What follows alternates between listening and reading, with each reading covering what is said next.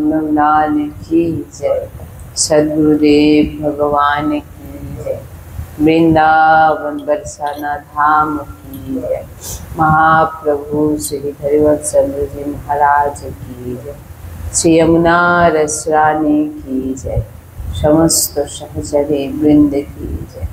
जय जय श्री राधेश, जय जय श्री राधेश, जय जय श्री राधेश, जय जय श्री हरिवंश।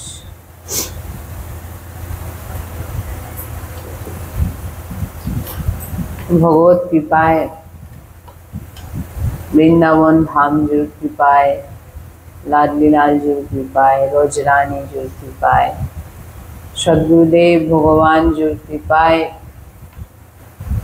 আমরা যে শ্রীমদ ভাগবত মহাপুরাণ শ্রবণ করছি, আজকে তার ৪৫ দিন।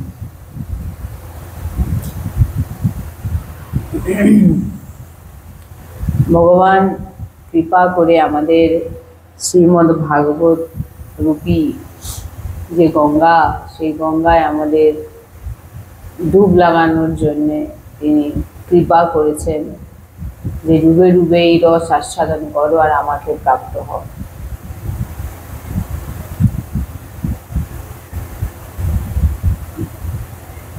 শ্রী সুখদেবজি বললেন, হে মহারাজ, সুধামা নামে এক প্রশান্ত চিত্ত ব্রাহ্মণ শ্রীকৃষ্ণের বাল্য সখা ছিলেন। একদিন তার গৃহিণীর অনুরোধে দরিদ্রতা, এখানে দরিদ্রতার কথা যে বলছেন সব থেকে বড় দরিদ্র কাকে বলে?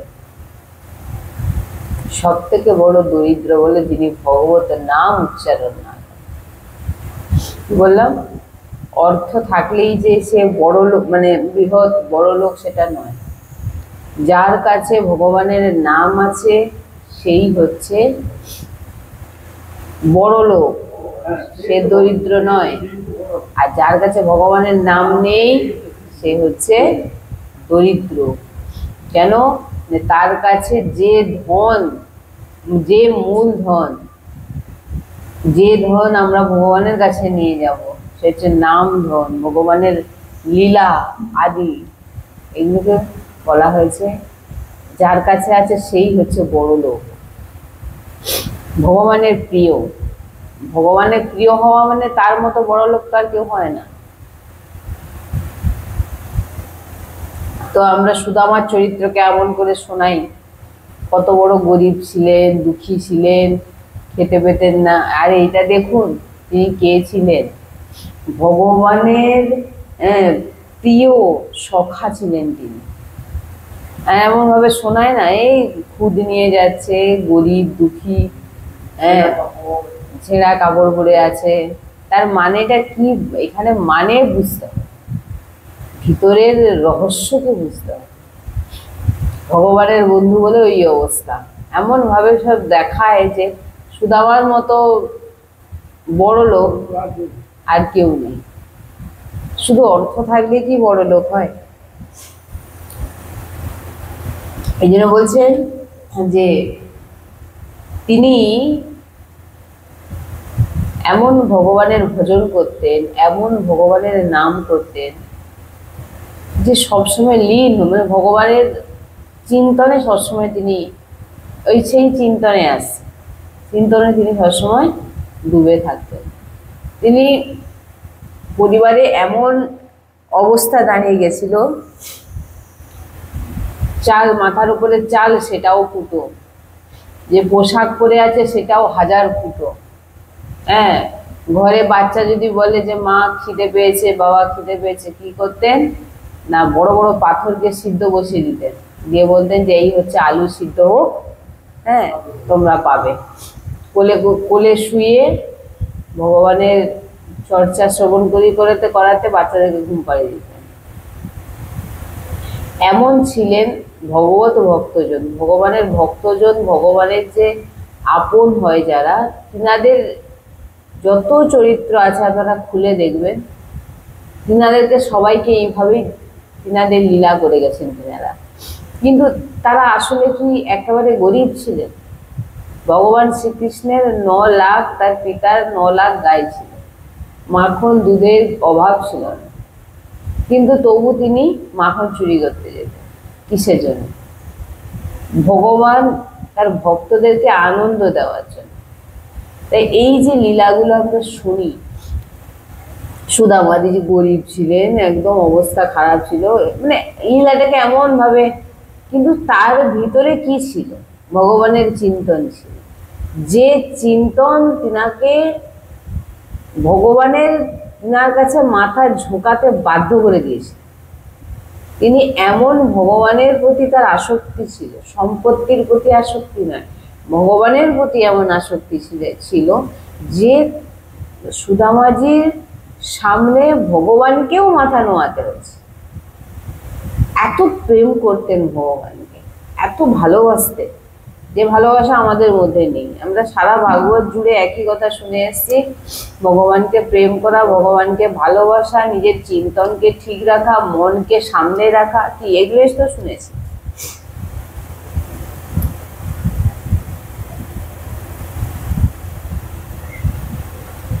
তো সুদামাজি এইভাবে দিন কাটাচ্ছিলেন।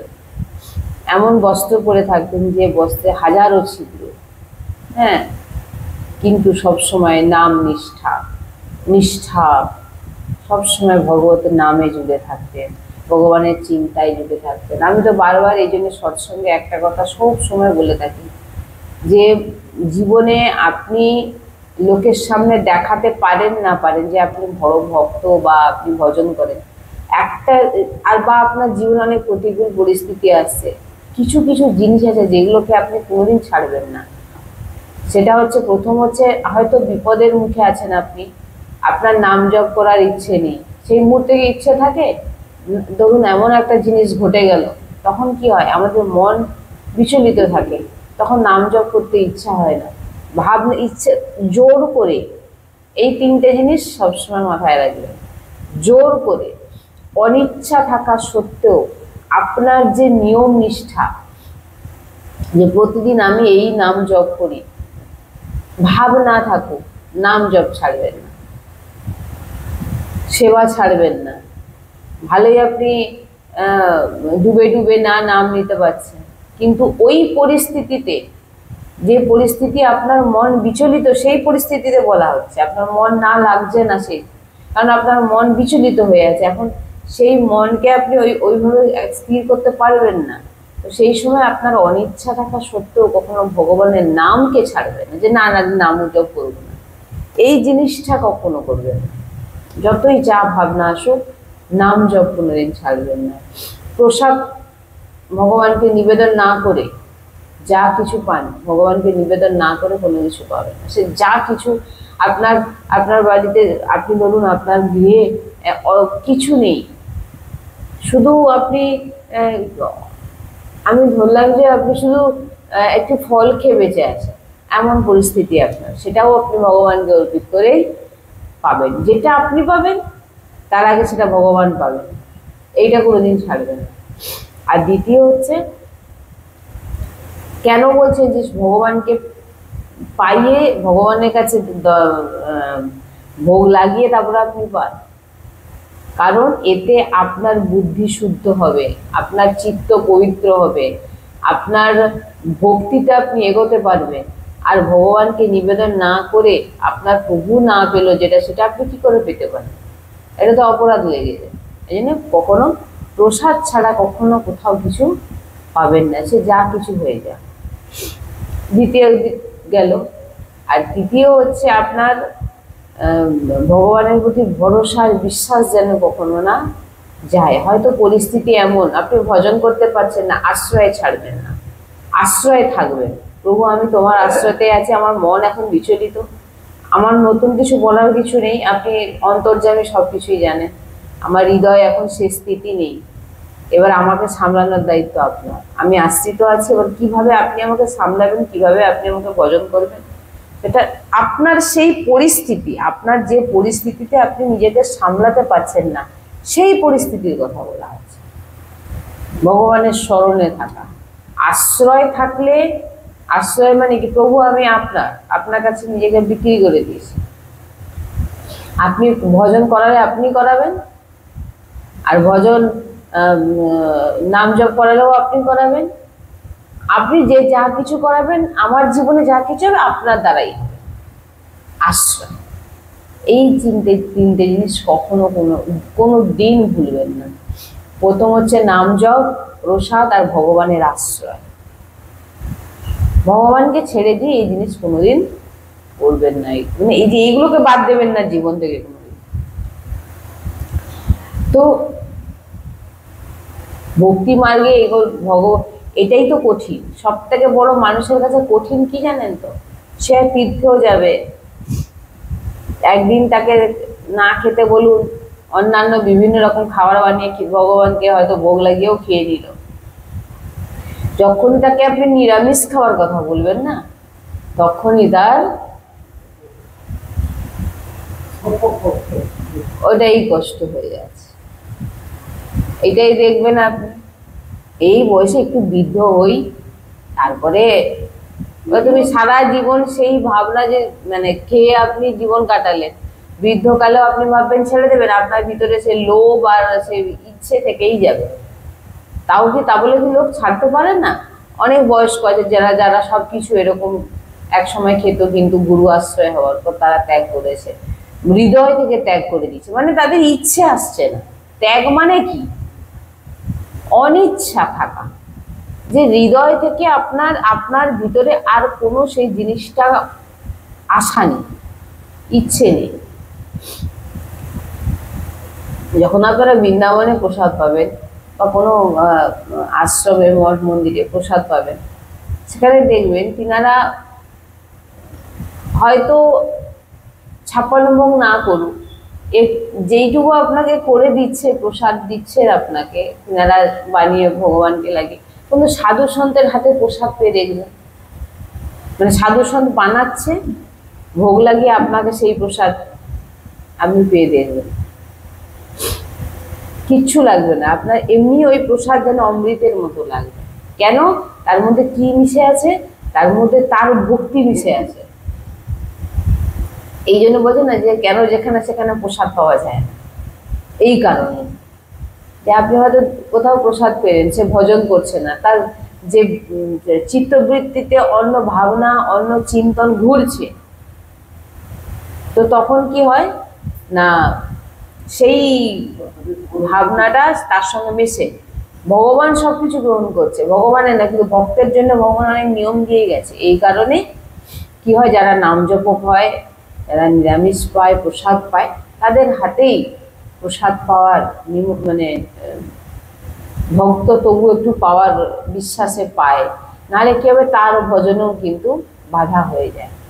হ্যাঁ, এই জন্যে সাধু সন্তজনের দেখবেন তিনারা উনুনে এমন কিছু করছেন, হয়তো একটু রুটি একটু সবজি করছে, সেটাই আপনি পাবেন, যেন মনে হবে আমি কি পাচ্ছি। এই জন্যে আমাদের মঠ, কোনো ধাম, এই স্থানে দেখবেন কোনো ভক্তের হাতের প্রসাদ, তার দেখবেন আলাদাই তার যে বলে না, যে যখন আপনি প্রসাদ পাচ্ছেন, তার যে সেন্ট, সেই সেন্টই আলাদা হবে।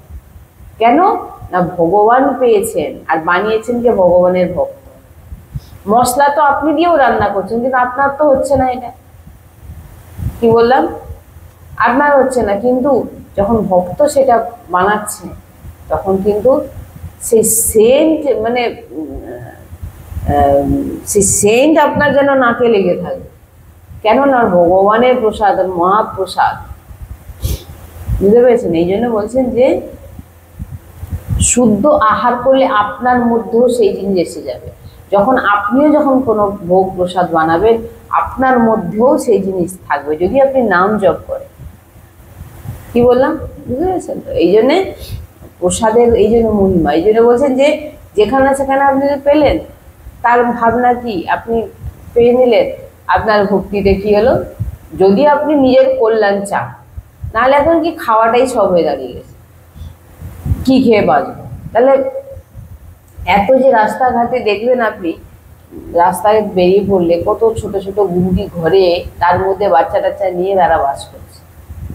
তারা কত কষ্টে, একবার ভাবুন এই গরমে তারা কিভাবে ওই ঘরের মধ্যে থাকে, প্লাস্টিক দিয়ে তার ভিতরে, বা ঝড় বৃষ্টিতে বা গরমে বা ঠান্ডায় তারা কিভাবে বসবাস করছে। মানুষ সবকিছু করতে পারে, যখন আপনার ভিতর থেকে যখন ইচ্ছেটা চলে যাবে যে আমার আর কোনো ইচ্ছে নেই।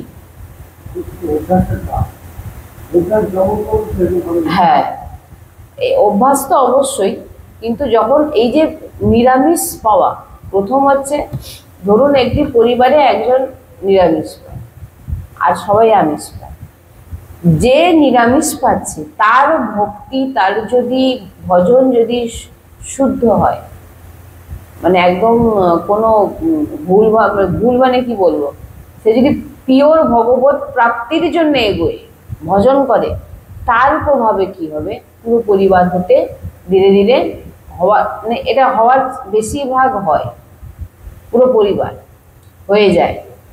কেন না, তার যে ভজন, তার ভজনের প্রভাবে, এই যে ভজন করছে তাদেরও অনেক পাপ ক্ষয় হচ্ছে, তারাও কিন্তু ভজনের দিকে একটু একটু করে এগোনোর চেষ্টা করবে। এটা সবার ক্ষেত্রে হয় না, কিন্তু হয়।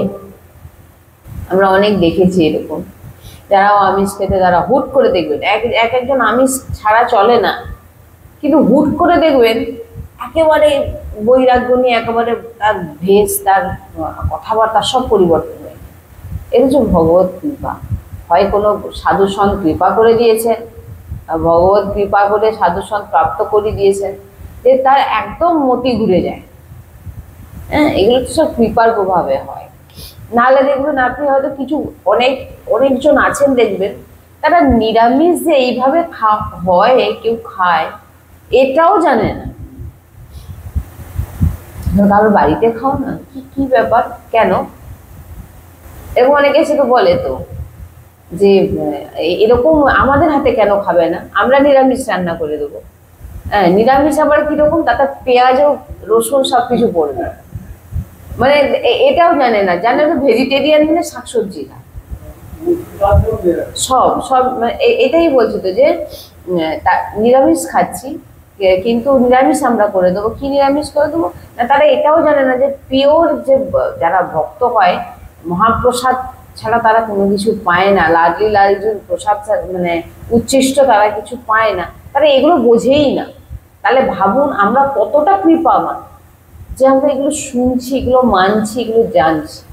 কেউ কিছু কিছু ব্যক্তি আছেন যিনারা এগুলো সম্বন্ধেই জানেন না কিছু, হ্যাঁ কিনা বলুন, কোনো বোঝেও না।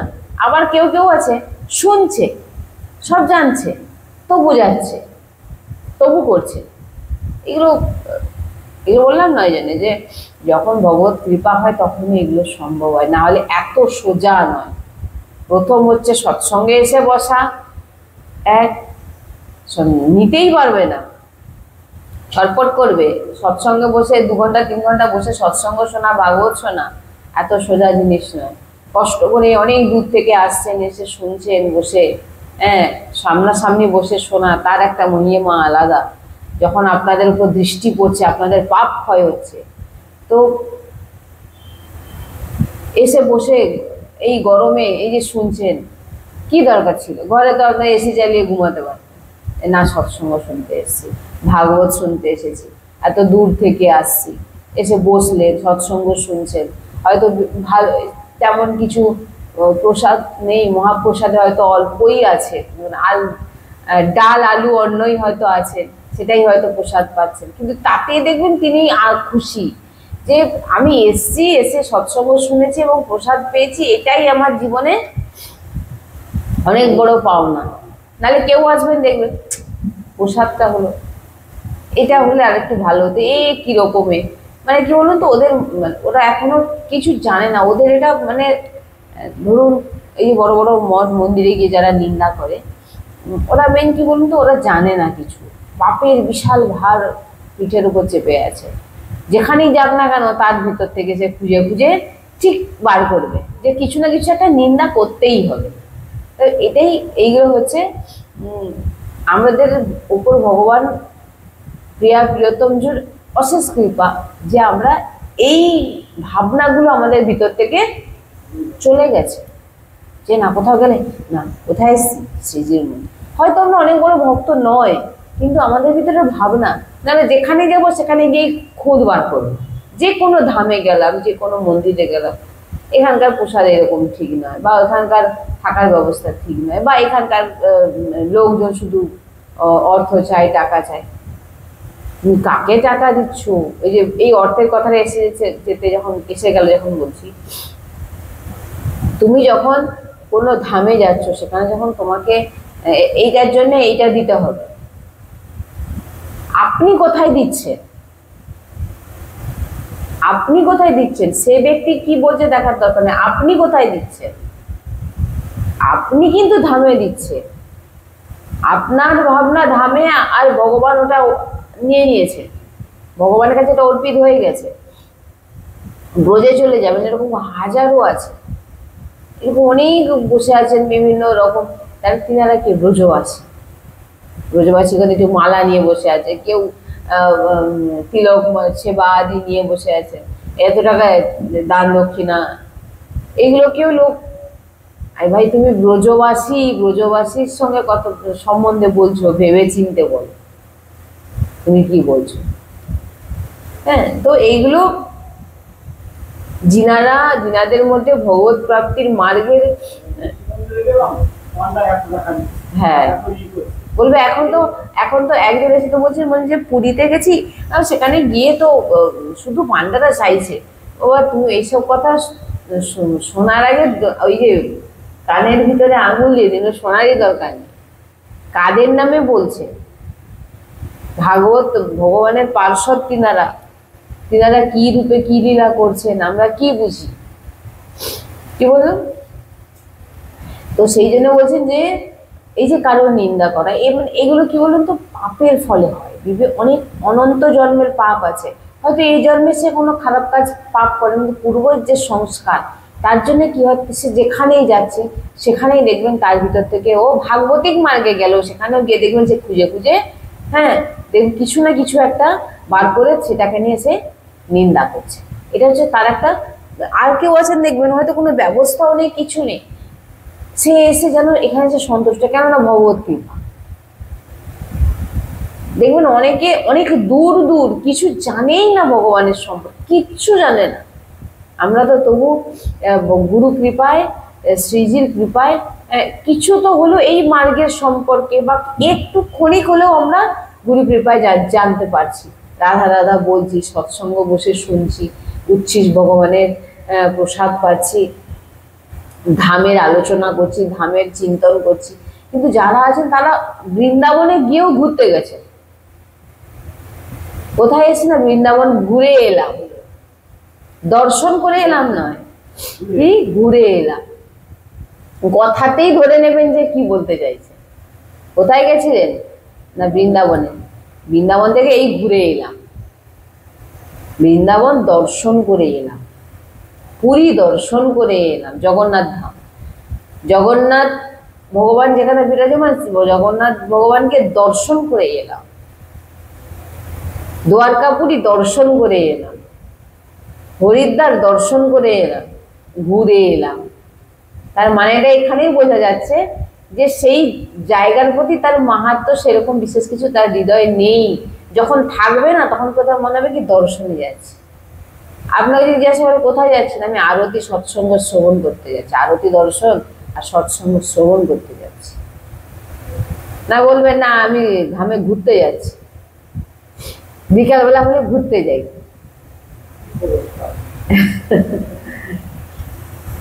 এই জন্য এইগুলো আপনি কথাতেই বুঝতে পারবেন। এগুলো এবারে কি ভগবানের নাম, এই জন্য সব জায়গায় শ্রবণ করাতে হয়। যত বলছে না পাপি তাপি যা আছে সব ভগবানের নামে পার হয়ে যাবে। আপনি এই জন্য কীর্তন করছেন, জোরে জোরে সংকীর্তন করছেন, যেন আরো 5 জন শুনতে পারি। যারা একদম কিছু বোঝে না তাদের কানে গেলেও অনেক। এই জন্য নিজেদেরকে মনে হয় যে গুরু কৃপা আমাদের উপরে আছে, তাই আমরা এতটুকু তো বুঝতে পারছি যে আমরা কোথায় বসে আছি, নাম নিচ্ছি, শ্রীজির কৃপায় প্রসাদ পাচ্ছি। এর থেকে দরকার নেই, আশ্রয়ে আছি। এবারে এতটুকু আমরা যে বুঝেছি তাতেই জানতে হবে যে ভগবান আমাদের উপরে কৃপা করছে। তো সুদামাজির চরিত্র, এমন দিন কাটছেন, হ্যাঁ, কারোর কাছে চাইতেন না, চুপচাপ তিনি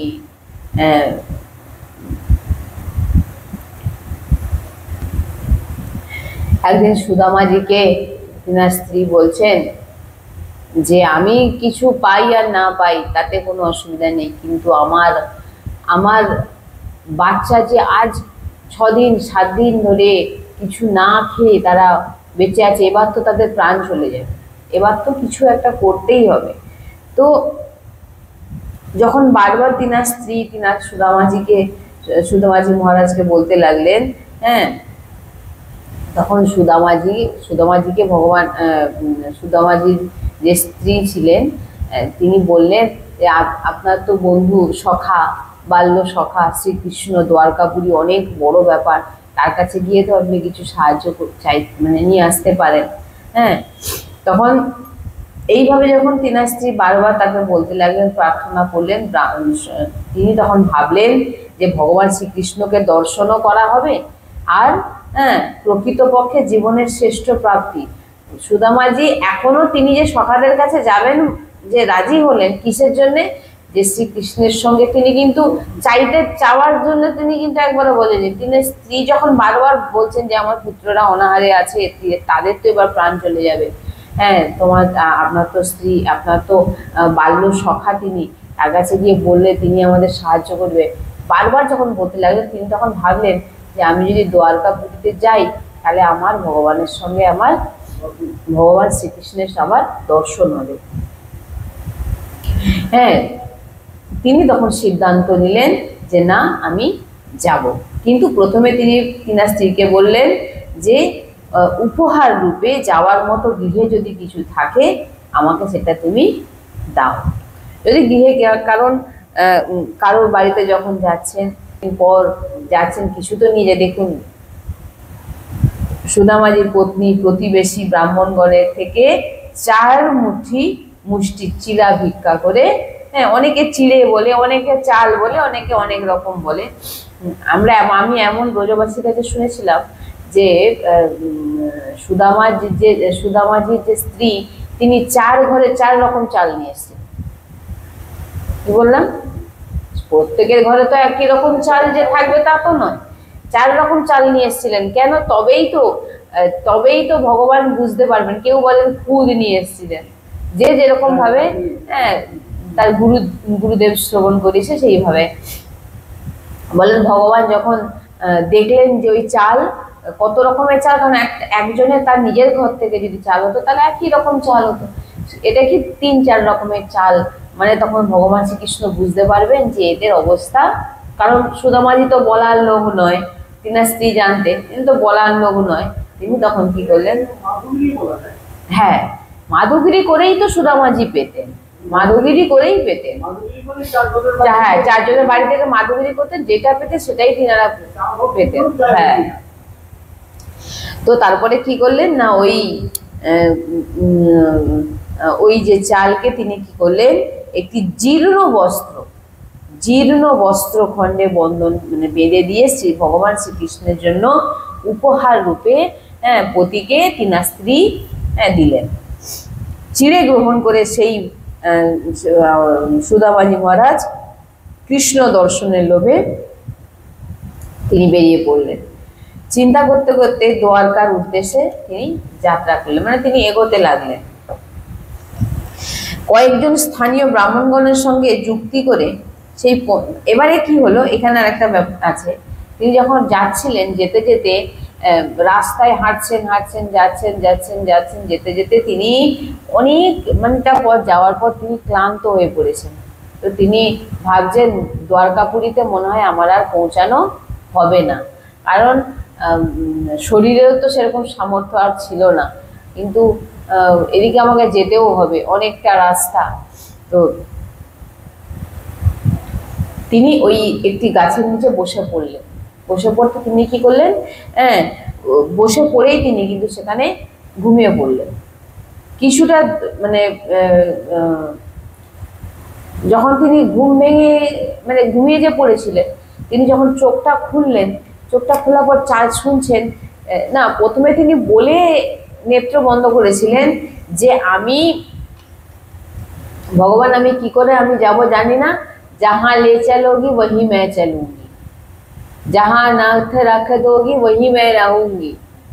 হ্যাঁ, বলছেন যেখানে প্রভু তুমি নিয়ে যাবে সেখানেই আমি যাবো, আর যেখানে তুমি রেখে দেবে সেখানেই আমি থেকে যাব। হ্যাঁ, তো তিনি তখন কি করলেন, নেত্র বন্ধ করে চোখ বন্ধ করে সেখানে মানে বসতে বসতে ক্লান্ত তো ঘুমিয়ে পড়েছে। এবারে যে হঠাৎ চোখ যখন তিনি খুললেন, দেখলেন চারদিক থেকে জয় জয় কৃষ্ণচন্দ্র কি জয়, জয় জয় দ্বারকাপুরী কি জয়, এরকম শুধু ধ্বনি শুনতে পাচ্ছেন। তিনি বুঝতে পারছেন না যে তিনি কোথায় এসে পৌঁছেছেন।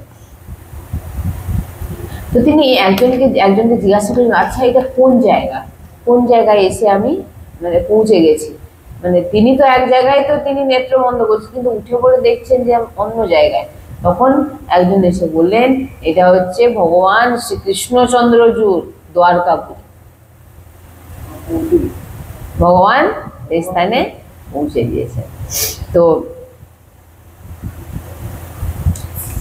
এবারে দ্বারকাপুরী জিজ্ঞাসা করলেন যে ভগবান শ্রীকৃষ্ণের দ্বারকাপুরী কোন দিকে, বলেন চলে যান, দেখিয়ে দিলেন। দ্বারকাপুরীর কাছে গেছে, গিয়ে পৌঁছে গেছেন দ্বারকায়, গিয়ে দাঁড়িয়ে আছেন। যে দ্বারপাল আছে তিনাকে বললেন, ভগবান শ্রীকৃষ্ণের সঙ্গে আমি দেখা করতে চাই। তো তখন তিনি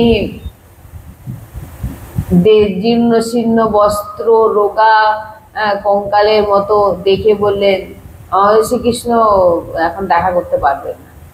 হ্যাঁ, তিনি অনেক এখন রাজাদের সঙ্গে সবাই ব্যস্ত আছে, তিনি দেখা করতে পারবেন না। বললেন একবার আপনি বলুন গিয়ে যে সুধামা এসছে শুধু। আর এদিকে ভগবান ভোজন করতে বসেছিলেন। তো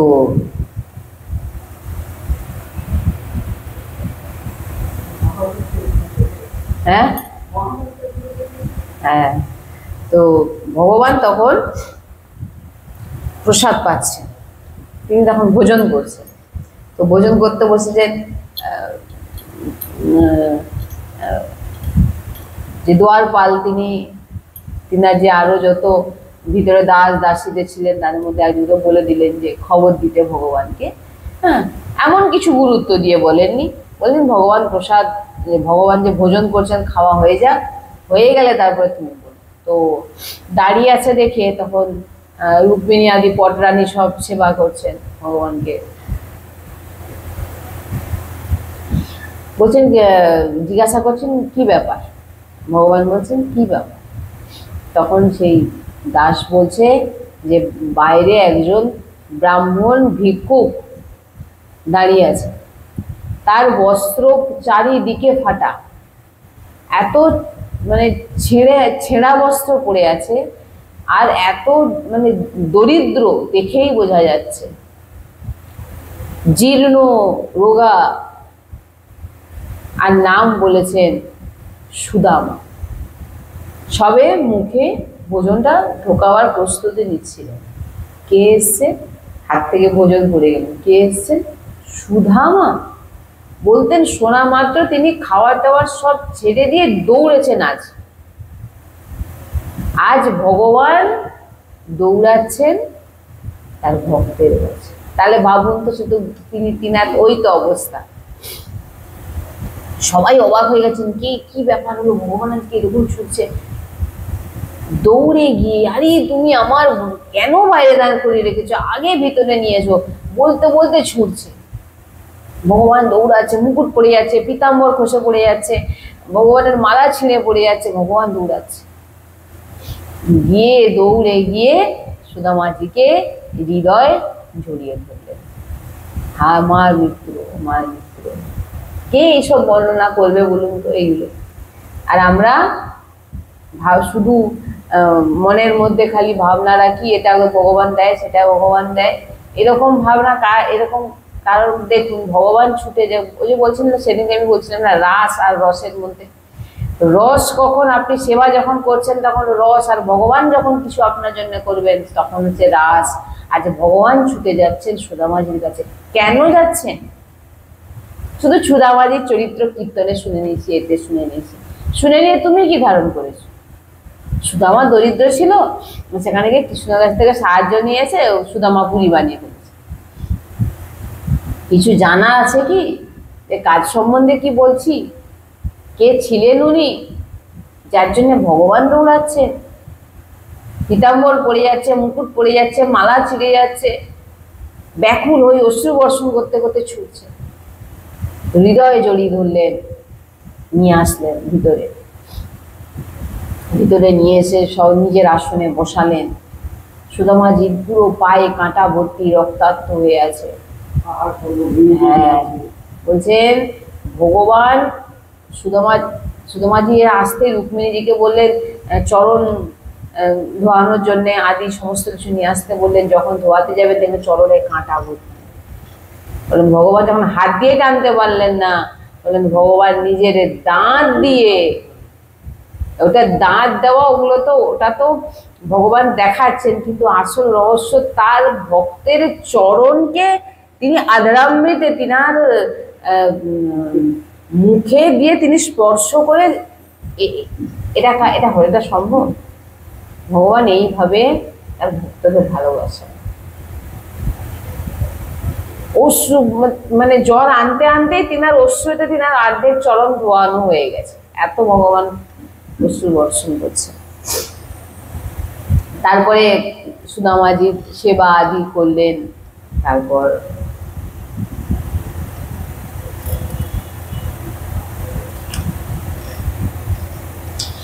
কথা বলতে বলতে এবারে সুদামাজি তো ওই ছিনার মধ্যে ওইটুকু জিনিস নিয়ে এসছে, তিনার বার করতে তো লজ্জা লাগছে, এত বড় সোনার পুরি, আর আমি কি নিয়ে এসছি, ওই ছেঁড়া কাপড়ে বাঁধা ওই দুটো, হ্যাঁ ওই দুটো চিড়ে নিয়েছিল, ওতে কি আছে?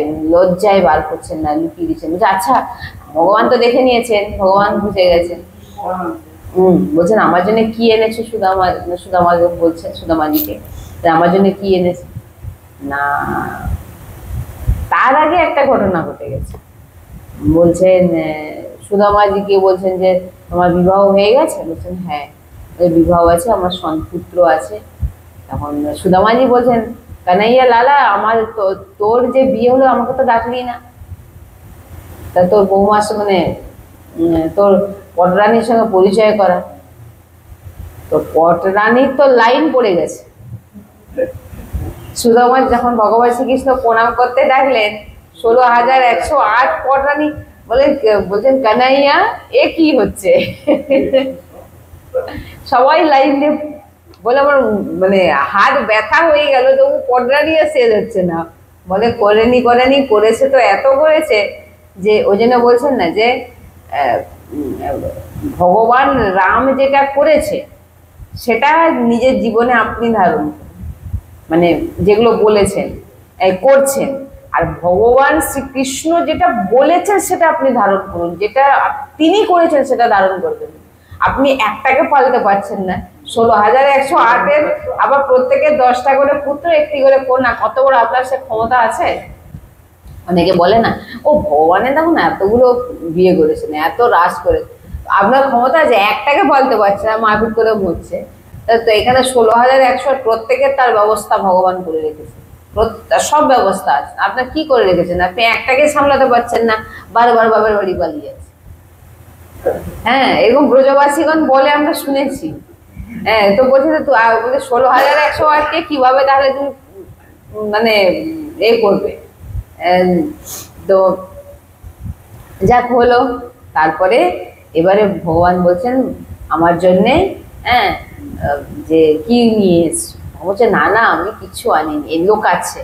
তখন ভগবান কি করেছেন, জোর করে সেই পুটলি বার করে নিয়েছেন। এবং প্রথমে তিনি বলছেন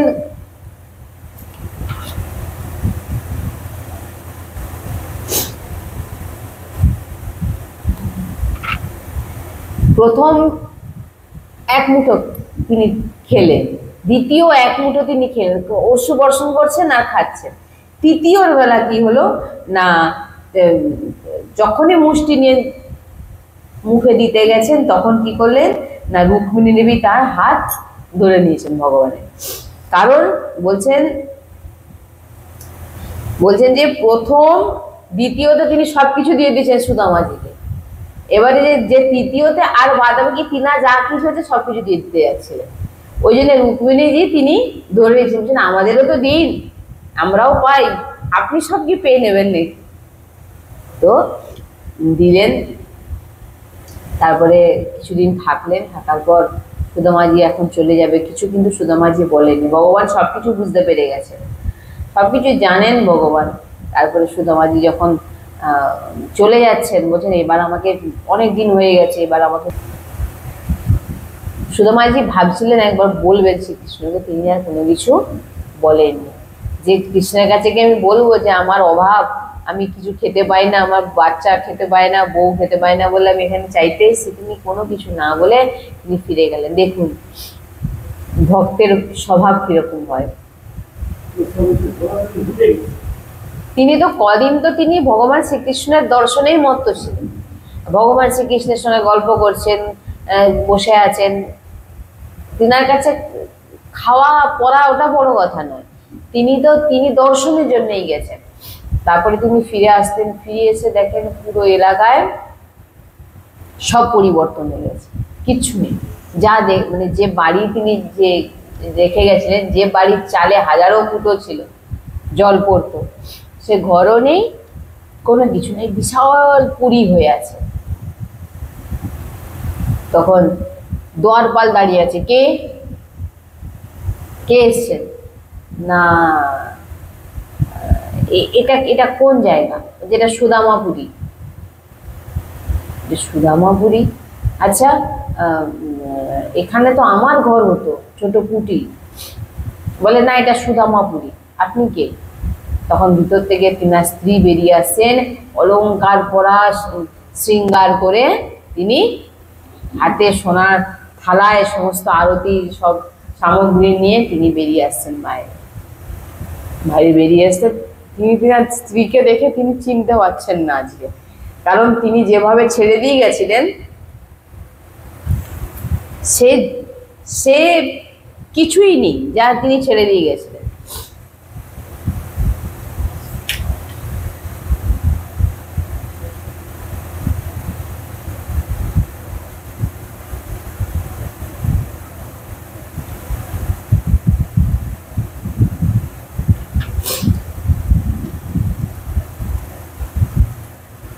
তারপরে তিনি তিনার স্ত্রীকে দেখে বলছেন আসুন প্রভু আসুন।